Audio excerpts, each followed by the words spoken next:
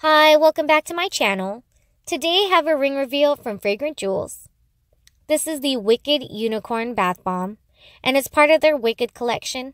I did get this as part of a set with a matching candle, and the video for it is already up. I did put a link in the description box in case you wanted to see what I got from it. But this was a mashup of two of their really popular collections, the Wicked set and the Unicorn Tears. And look how pretty this was. Definitely not as colorful as the original Unicorn Tears Bath Bomb, but I thought it was just as beautiful. It was much more vibrant in person.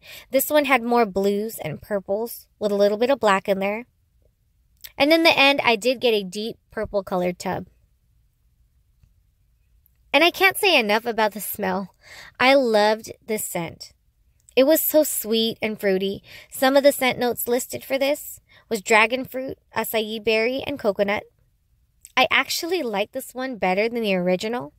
And I'm a huge fan of the Unicorn Tears set. That's how wonderful this smelled to me. I do recommend this. And the rings for these are also really unique.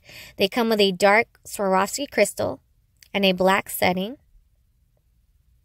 And as always, when your bath bomb is finished, your ring will stay floating at the top. And inside, you'll get a strip of paper with a code that you can put on their website, and it will give you the appraisal value of your ring. And this one did appraise for $25.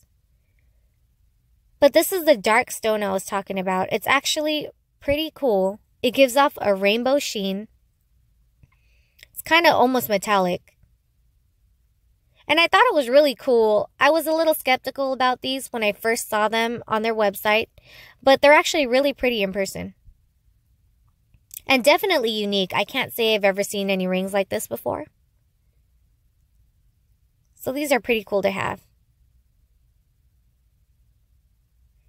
And I do have a link for their website if you were interested in checking anything out from Fragrant Jewels.